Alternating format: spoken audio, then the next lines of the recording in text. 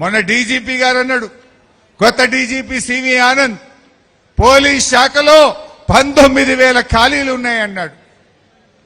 కానీ మొన్న Revanth Reddy second June నాడు ఏమంటుండు, 5,000 కానిస్టేబుల్ ఉద్యోగాలకు నోటిఫికేషన్ ఇస్తామంటాడు.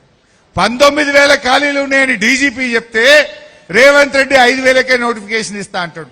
మరి అందరికీ ఉద్యోగాలు ఇయ్యవా? ఖాళీలున్న ఈ నిరుద్యోగ యువత ఎన్నో ఏళ్లకు ఎదురు చూస్తా ఉన్నారు. ఆనాడు కేసీఆర్ గారు ఒక్కటేసారి 17,000 కానిస్టేబుల్ ఉద్యోగాలను నియామకం చేసిండు, నోటిఫికేషన్ ఇచ్చిండు. 17,000 ఖాళీలుంటే 17,000 నింపిండు కేసీఆర్. మరి నువ్వెందుకు నింపుతలేవు? 19,000 ఉంటే ఎందుకు 5,000 వేస్తా అంటున్నావు? నిన్న చిక్కడపల్లి సెంట్రల్ లైబ్రరీలో దిల్సుఖ్ నగర్ లో పిల్లలు రోడ్ల మీదకి వచ్చి 19,000 ఉద్యోగాలకు నోటిఫికేషన్ చేయాలని ధర్నాలు చేస్తే ఈ రేవంత్ రెడ్డికి చీమ కుట్టినట్లేదు. ఎలక్షన్ల ముందు ఏమన్నాడు, ఉద్యోగాల నోటిఫికేషన్లు ఇస్తే అప్లికేషన్ ఫీజు ఉండదు, ఫ్రీ అన్నాడు. ఇప్పుడేం చేసిండు, 400 ఫీజు ఉంటే 800 చేసిండు, డబుల్ చేసిండు. ఎలక్షన్ల ముందు ఫ్రీ, ఎలక్షన్లు అయిపోయినాక డబుల్ ఛార్జ్. అంటే ఈ రకంగా నిరుద్యోగులను కూడా మోసం చేసినటువంటి పరిస్థితి.